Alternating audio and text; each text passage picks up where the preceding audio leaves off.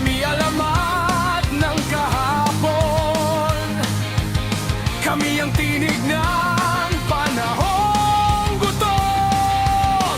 Sa mata ng takot kami malinaw, hindi hihingi ng pahintulot, kami ang susulong. Ito na ang unang hakbang, hindi tatalikod, hindi aatras. Sa gitna ng unos, tayo ang tatayo, pangalan ng bayan sisigaw sa buhay.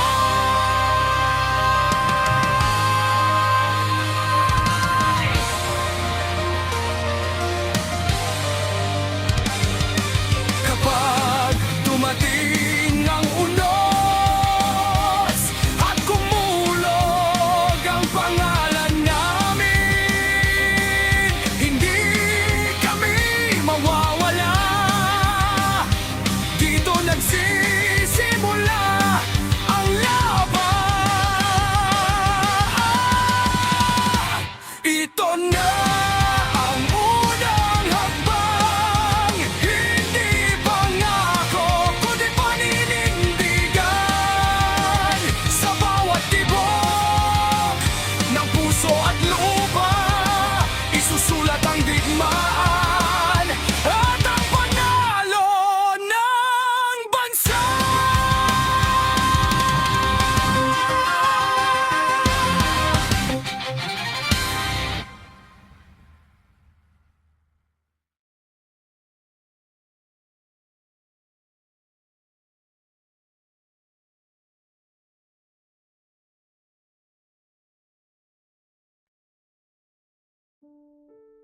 Eclipsera, Chapter 6, Scene 1, 7 p.m. Lupain ng Luminara, Construction Site. Ang gabi ay unti-unting bumabalot sa lupain ng Luminara, ngunit sa construction site ay buhay na buhay pa rin ang sigla. Ang liwanag ng mga ilaw at holographic drones ay nagbibigay ng malambot na sinag sa bawat nagtatrabaho, mga kabataan, matatanda, at survivors na sama-samang nagtutulungan para sa pagtatayo ng kanilang bagong tahanan. Mula sa tuktok ng observation platform, nakamasid sina President Gustavo Abarre Villanueva, Vice President Crystal Villarmo Villanueva, at ang mga national advisors habang pinagmamasdan ang mga abalang manggagawa. Sa paligid, maririnig ang kantsawan, halakhakan, at ang paulit-ulit na tunog ng martilyo sa bakal at kahoy. Gustavo, seryosong tono, ngunit may halong ngiti. Mga anak ng liwanag, baka naman pwede ninyong ipagpabukas na yan. Maaga pa naman bukas, kailangan niyong magpahinga. Ngunit imbes na tumigil, sabay-sabay na napalingon ang ilang kabinataan at kababaihang abala sa pag-aayos ng scaffolds. Ang ilan ay napangiti, habang ang iba namay nagpatuloy sa trabaho na parang walang narinig. Random worker, masigla, nakangiti. Maaga pa naman po, Mr. President. Natawa ang mga nakapaligid, kabilang na sina Danny, Jefferson, at Jaden, na abala sa pagtulong sa pagbitbit ng mga hollow blocks at enchanted stones. Si Vince naman ay nasa kabilang dulo, tinutulungan ang mga engineer at technical volunteers sa calibration ng mga drones at hoverlifts. Vince, habang ina-adjust ang control pad. Sir, stable pa ang system, pwede pa tayong magpatuloy ng 1 oras. Safe pa ang working radius. Crystal, nakatingin kay Gustavo, nakangiti. Hayaan mo na muna sila, Gus. Bihira kang makakita ng ganitong dedikasyon. Ang mga kabataan ngayon, may direksyon. Sa kabilang bahagi ng site, sina Roy, Cherry, at Jenny ay abala sa pag-inspect ng mga temporary shelters at medical tents. Habang si Paulo ay nakikipag-coordinate kay Rafael tungkol sa logistical placement ng mga resources. Ang teamwork ay halatang nagbunga ng mas mabilis na progreso. Danny, nakatingin sa paligid, humihinga ng malalim. Hindi ko akalain na makakakita pa ako ng ganitong tanawin. Para tayong bumabalik sa simula, pero mas matatag ngayon. Roy, lumapit, nakangiti. Hindi lang basta simula, Danny. Ito na ang bagong buhay. Ang Luminara ay hindi lang lugar, ito ay pangarap na tinutupad natin ngayon. Sa di kalayuan, maririnig ang tunog ng mga nagkakasiyahan, may nagbibidyok, may nag-aalok ng tinapay at kape galing sa Love 101 Cafe, at ang iba na may nagkukwentuhan habang nagpapatuloy sa gawain. Si Jed at Ray Roccos ay nagdadala ng mainit na pagkain para sa mga volunteers, samantalang sina Lucy, Chiara, at Rapkina ay naka-antibase sa perimeter, binabantayan ang paligid laban sa anumang panganib. Paulo, nakausap si Vince habang tumitingin sa datapad. Kapag natapos ang foundation ng Central City bukas, makakapagsimula na tayo sa Phase 2, ang mga public facilities. Vince, tumango, focused. Tama. At kapag operational na ang Central Power System, magiging self-sustaining na ang buong zone. Ang kanilang pag-uusap ay sinabayan ng tunog ng hangin at mga huni ng gabi. Sa bawat kislap ng ilaw at bawat halakhak ng mga tao, dama ang pag-asa at pagkakaisa. Ang Luminara ay unti-unting nabubuhay, hindi lang bilang isang micronation, kundi bilang simbolo ng panibagong simula para sa lahat ng nakaligtas. Habang lumalalim ang gabi, isang liwanag ang patuloy na nagliliwanag sa gitna ng dilim, ang liwanag ng Luminara, na sinindihan ng pag-asa, pagkakaibigan, at panibagong buhay. Scene 2, 8 p.m. Luminara City Hall Construction Zone. Habang abala pa rin ang mga manggagawa sa labas, tahimik namang nagtitipon ang mga core leaders sa isang pansamantalang gusali malapit sa itinatayong City Hall. Ang lugar ay may simpleng mesa na gawa sa kahoy, nakapalibot ang holographic blueprints ng buong Luminara City. Ang liwanag ng ilang lumulutang na orbs ang nagsisilbing ilaw ng silid. Sa gitna ng mesa, nakaupo si President Gustavo Abarra Villanueva kasama ang Vice President Crystal Villarma Villanueva. Nasa paligid naman ng mga national advisors, sina Elaine, Mira, Dan, Miraida, Estela, at Alice, habang nakatayo sa gilid sina Danny, Vince, Paulo, at Roy. Gustavo, kalma, pero may bigat sa tinig. Alam kong pagod tayong lahat sa buong araw na ito, pero kailangan nating tapusin ang ilang mahahalagang usapan bago maghating gabi. Ang pundasyon ng Luminara ay hindi lang istruktura, kundi pamumuno. Crystal, tumango. Tama, simula bukas, kailangan na nating maayos ang chain of command sa bawat departamento. Gusto kong malinaw ang reporting system para maiwasan ang kalituhan. Vince, nakatingin sa holo map. Sa Engineering at Technical Department, maayos na ang initial division. Pero kulang pa tayo ng assistant head. Kailangan natin ng taong marunong sa field operations, hindi lang sa planning. Dan Hinereth, may marerekomenda ako mula sa survivors. Maraming skilled workers na dati ng engineers sa OGOD. Pwede nating kilalanin muna bukas. Sang-ayon ako, si Vince ang bahala sa screening. Crystal, ikaw naman sa coordination sa finance at medical departments. Crystal, noted. Ang medical division naman ay stable na. Salamat kina Ira, Roya, at Jenny. Pero kailangan pa rin natin ng supply route para sa mga gamot at pagkain. Roy, mahinahon. Gagawa kami ng mobile team para sa emergency response. Kung sakaling may mangyaring aksidente sa construction, mabilis kaming makaka-respond. Narration. Tumango si Gustavo, at lumipat ang holographic projection sa layout ng Central City. Makikita roon ang mga itatayong pangunahing gusali, ang City Hall, Technical Building, Medical Center, at Central Plaza. Danny, seryoso. Sa security side naman, naka-standby ang troops sa perimeter. Pero kailangan nating dagdagan ng watchtower at motion sensor sa silangan. May mga ulat ng kakaibang galaw sa kagubatan kaninang umaga. Paulo, nakadeploy na rin ang 2 scout units. Kapag may nakita silang anomalya, agad silang magre-report. Elaine Villanueva Reyes, Softbot Firm. Laging tandaan, ang Luminara ay hindi lang para sa atin. Para ito sa lahat ng nakaligtas. Ang bawat desisyon na gagawin natin ngayong gabi ay magtatakda ng kinabukasan ng buong nasyon. Sandaling natahimik ang silid. Ang tanging maririnig ay ang mahinang pag-ugong ng holographic projector at ang malayong tunog ng construction sa labas. Ang bawat isa ay nakaramdam ng bigat ng responsibilidad, ngunit sa ilalim nito, may sindi ng pag-asa. Gustavo, nakatingin sa lahat, mababa ang boses.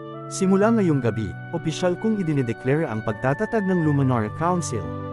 Tayong lahat, ang core leaders, ang magiging haligi nito. Sa ating pagkakaisa, sisilang ang tunay na liwanag ng bagong mundo. Kasabay ng mga salitang iyon, kumislap ang hologram ng Luminara emblem, isang liwanag na nagmistulang sagradong panata ng pagkakaisa. Sa labas, patuloy na binubuo ng mga kamay ng tao ang lungsod ng liwanag, habang sa loob ng silid, binubuo naman ng kanilang mga puso ang pamunuang magtataguyod dito. Scene 3, 9 p.m. Luminara Watchtower. Ang malamig na simoy ng gabi ay humahaplos sa paligid ng bagong tayong Luminara Watchtower, na ngayon ay nagsisilbing unang linya ng seguridad ng bagong nasyon. Sa itaas ng tore, tanaw ni Danny Villanueva Reyes ang buong construction zone, ang mga ilaw mula sa mga crane, ang mga nag-aalab na torch ng mga manggagawa, at ang tahimik ngunit alertong kilos ng mga tropa. Ilang sandali pa matapos ang pagpupulong ng mga core leaders ay sinimulan na ang Night Watch operation. Sa utos ni President Gustavo Abarra Villanueva, agad na i-deploy ang mga tropa mula sa Bar Axe 1 hanggang 6 at Dark Bar Axe 1 hanggang 6 upang tiyakin ang kaligtasan ng buong perimeter. Narration, Deployment Description. Mula sa silangan, maririnig ang sabayang yabag ng mga barbarian troops, matatapang na mandirigmang may dalang espada. Sa hilaga, nakapwesto ang mga archers, tahimik ngunit handang tumugon sa bawat banta. Sa kanluran, mga giant na nagsisilbing buhay na pader, at sa timog, nakahanda ang mga wizard, na may hawak na asol na apoy sa kanilang mga kamay. Habang patuloy ang paglalagay ng perimeter lines, dumating naman ang mga tropa mula sa Dark Bar Axe. Ang mga minions ay lumilipad sa paligid, nagsisilbing mata sa himpapawid. Sa lupa naman ay dumarating ang mga Hog Riders sakay ng kanilang mga baboy na may armor, habang ang mga Valkyrie ay nagbabantay sa midline, tangan ang kanilang double-edged axes. Sa pinakahuling bahagi ng field, nakatayo ang higanting golem, matatag at walang imik, kasabay ng mga witch na may kasamang mga anino ng mga nasawi. Sa pinakamataas na tore, isang dragon ang nakapahinga, ang simbolo ng kapangyarihang tagapangalaga ng Luminara. Danny, seryoso, siguraduhin niyong walang makakalusot. Kung may kakaibang galaw, agad i-report sa command center. Paulo, nakatingin sa radar screen. Copy, Commander. Nakapwesto na rin ang mga sensor sa silangan at kanluran. Ang mga motion orb ay online na. Ang command center, na nasa paanan ng watchtower, ay puno ng enerhiya. Ang mga tekniko mula sa Engineering and Technical Department ay nakatutok sa mga holographic monitor na nagpapakita ng real-time movement sa paligid ng lupain. Ang bawat linya ng perimeter ay may designated code, Alpha, Bravo, Charlie, at Delta. Vince Heruela, via comms. Danny, kumusta ang signal sa Sector Bravo? Medyo unstable dito sa main hub. Danny, may interference sa hangin. Paki-calibrate ulit ang frequency ng sensor drones. Vince, copy that. Adjusting frequency now. Narration. Ilang segundo pa, bumalik sa normal ang holographic map. Makikita ang steady blinking lights na sumisimbolo sa mga active zones. Lahat ng unit ay nasa tamang posisyon. Sa kabilang bahagi ng tore, dumating si Rafael Archangel dala ang tactical report. Rafael, Commander, may faint reading sa borderline ng kagubatan. Hindi ko pa sigurado kung tao o hayop pero gumagalaw ito ng irregular. Danny, kalma pero alerto. Magpadala ng scout team. Huwag kayong lalapit agad. Observe muna. Rafael, understood. Narration. Kasabay nito, lumapit si Chiara Cortero na ngayon ay nakatalaga bilang secondary watch commander. Nakasabit sa kanyang leeg ang comm device, at hawak ang energy rifle na gawa sa pinaghalong bakal at orasayon. Chiara, Commander, ang mga witch units ay nakapagtatag na ng spiritual barrier sa Sector Delta. Protected na ang southern entrance. Danny, magaling. Sabihin mo kay Ira sa medical team na ready standby kung sakaling kailanganin. Ayokong may casualty kahit isa. Chiara, copy. Narration. Sa kalangitan, unti-unting sumisilip ang buwan mula sa ulap. Ang liwanag nito ay tumatama sa armor ng mga tropa, parang hudyat ng bagong yugto ng kapayapaan, ngunit may halong tensyon na tila naghihintay ng pagsubok. Mula sa control platform, tumingin si Danny sa malayo. Sa dulo ng kagubatan, may bahagyang liwanag na kumikislap, hindi apoy, kundi isang uri ng energy distortion. Paulo, mabilis. Commander, nakita mo rin. Danny, mababa ang tono. Oo, mukhang hindi ito ordinaryong galaw ng hayop. Alert Level 1, Paulo. Gisingin si Jefferson, sabihin mong i-activate ang defensive runes sa Sector Bravo. Agad na kumilos ang mga tropa. Ang mga rune plate sa lupa ay nagsimulang magliwanag, bumubuo ng malabughaw na pattern sa paligid ng buong perimeter. Ang mga wizard ay sabay-sabay na nag-chant, at ang mga healer ay nakahanda sa likuran para sa anumang emergency support. Ang paligid ay tila na puno ng katahimikan. Lahat ay nakahinto, nakamasid, naghihintay sa anumang lalabas mula sa dilim. Pagkaraan ng ilang sandali, nagbago ang hangin, malamig, mabigat, at may bahagyang pag-uga sa lupa. Danny, mahina pero matatag. Handa lahat, Luminara will stand tonight. At sa ilalim ng liwanag ng buwan, nagsimula ang unang tunay na night watch ng Luminara. Isang gabi ng bantay, pananahimik, at paghahanda sa kung anumang panganib na maaaring dumating sa bagong nasyon ng liwanag. Scene 4, 9:30 p.m. Luminara, Sector Bravo. Ang hangin sa paligid ng Luminara ay biglang naging mabigat. Sa command post ng Watchtower, abala sina Danny, Paolo, at Rafael sa pagmamanman ng holographic map nang biglang pumasok ang tatlong scouts mula sa Sector Bravo, basang-basa ng pawis at halos hingal na hingal. Scout 1, mabilis at kaba ang boses. Commander Danny, nagpakita na po sa radar ang mga barko, malalaki. Mga warship, sir, papalapit mula sa silangan. Danny, tumindig, seryoso. Warship, ilang unit. Scout 2, 6, Commander, may mga escort vessel pa. Confirmed na may bandera ng People's Republic of China. Tahimik ang lahat sa loob ng command center. Ang mga holographic monitor ay nagpakita ng pulang marka na dahan daw ang lumalapit sa territorial line ng dagat ng Luminara. Sa unang pagkakataon, napatigil si Danny, hindi dahil sa takot, kundi dahil alam niyang ibang klaseng kalaban ang haharapin nila. Paolo, nakatingin sa data screen. Hindi ito magic-based threat, purely military, radar, missile, at satellite-based systems. Kung papasok yan sa teritoryo natin, literal na digmaan to. Danny, kalma, pero matatag. Alam ko, hindi natin pwedeng hayaang sakupin ang lupain na pinaghirapan nating buuin. I ready ang lahat ng defense systems, cannon, Wizard Tower, X-Bow, at Eagle Artillery. Ipatupad ang Code Red Protocol sa buong perimeter. Agad kumilos ang buong Engineering at Armed Forces Division. Nagliyab ang mga crystal beacons sa paligid ng Luminara, hudyat ng Code Red. Sa bawat tore, nagsimulang mag-charge ang mga turret at defensive runes. Ang mga wizard at archer units ay pamwesto sa bawat mataas na lugar, habang ang mga PKKA units ay lumabas mula sa barracks, tanda ng kanilang mabibigat na espada. Sa gitna ng kaguluhan, dumating sina Jefferson at Chiara, parehong may suot na tactical armor. Jefferson, seryoso. Na-receive ko ang alert. Confirmed na papasok sa radar field ang warships sa loob ng 15 minutes. Chiara, nakatutok sa binoculars. Hindi ito ordinaryong reconnaissance fleet. May dalang missile pods at carrier drones. Commander, kailangan nating magdesisyon ngayon. Danny, malalim ang boses. Hindi tayo atras, pero hindi rin tayo basta-basta magpapasabog. Ipadala ang signal interceptor team para i-jam ang communication ng barko. Gusto kong malaman kung anong intensyon nila bago tayo magpatuloy. Habang inihahanda ang intercept mission, lumapit si Vince Heruela, dala ang data tablet. Vince, Danny, may anomaly sa satellite feed. Mukhang pinapasok na ng China ang ating communication network. Nagpapadala sila ng encrypted signal patungo sa lupa. Danny, Paolo, lock down the central data grid. Walang external access. Sabihan mo si Ira na i-prepare ang emergency evacuation protocol para sa mga civilian workers sa site. Paolo, copy. Activating lockdown. Mabilis na kumalat ang pulang ilaw sa buong Central Command. Sa bawat lungsod ng Luminara, mula Solguera hanggang Verdantia, ay narinig ang automated alarm. Ang mga pader ng Luminara ay nagsimulang magliwanag. Indikasyon ng Divine Barrier Activation. Rafael, kalma pero alerto. Kung tutusin, Danny, hindi lang ito laban sa lupa.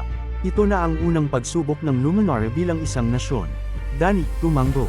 Tama ka, hindi magic ang sukatan ngayon, kundi tapang, disiplina, at pagkakaisa. Sa di kalayuan, tanaw ng lahat ang mga ilaw ng 6 na warship, tila mga dambuhalang halimaw sa ibabaw ng dagat.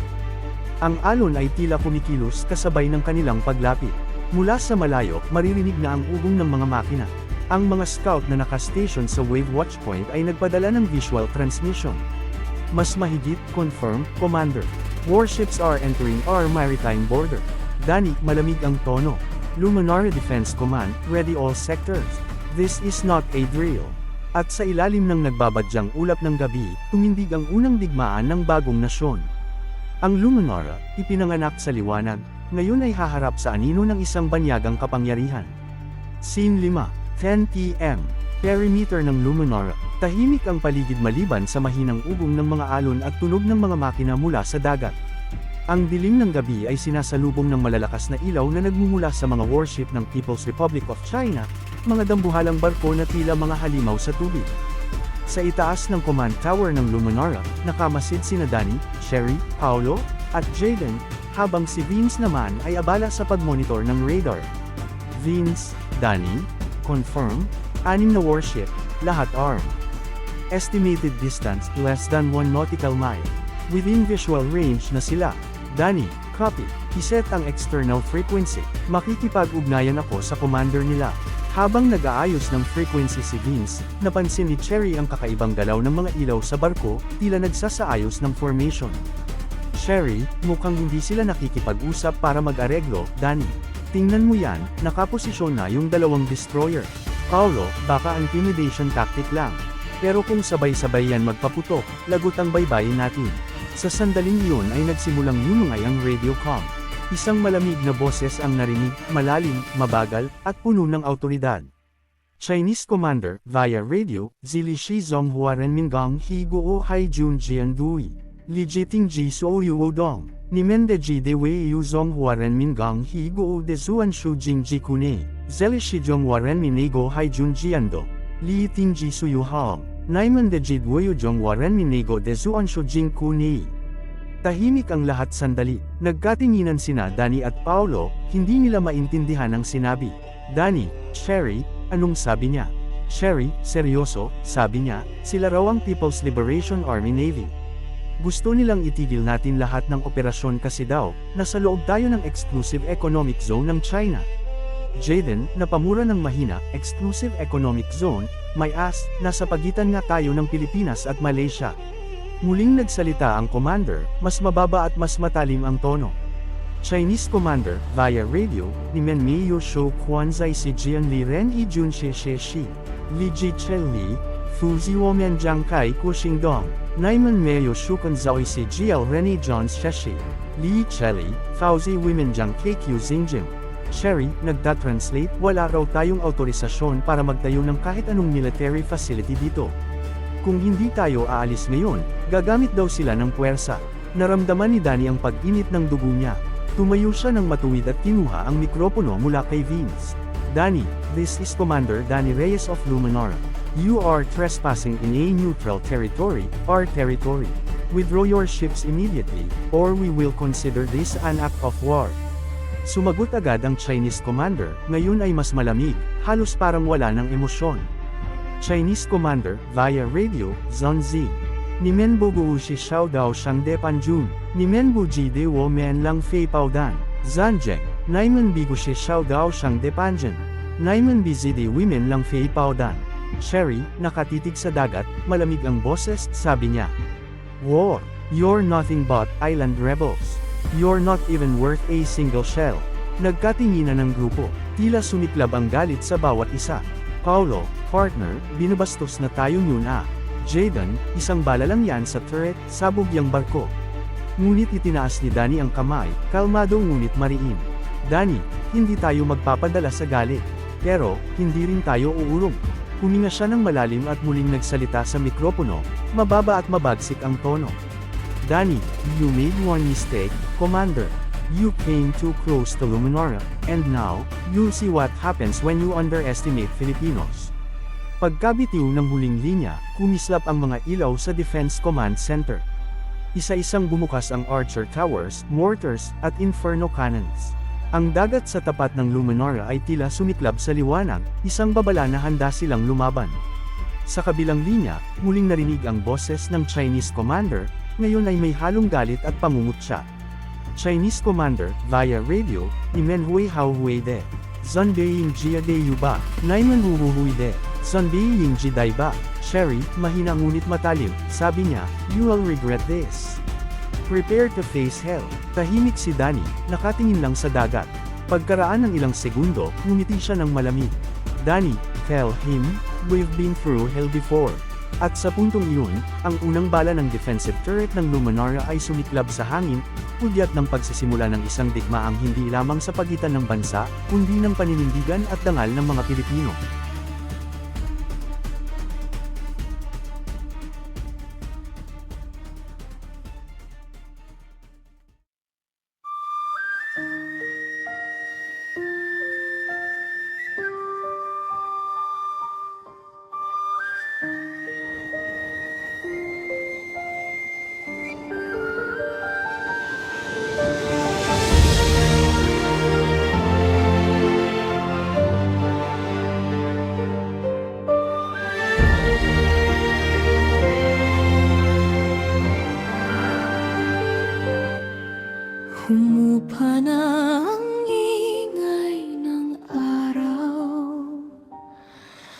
mga yapak ay dahan-dahang nauubos.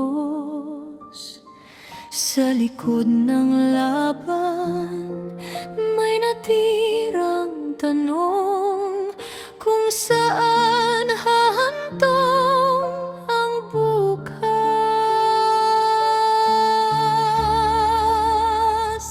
Hindi lahat ng wakas ay sukat.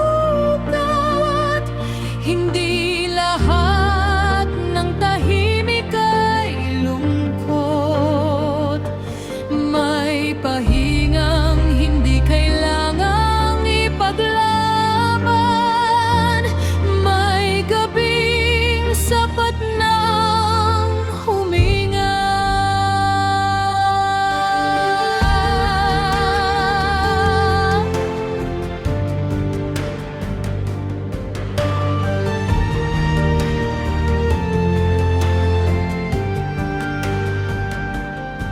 Sa ilalim ng ilaw na unti-unting nawawala, mga salitang hindi na kailangang banggitin.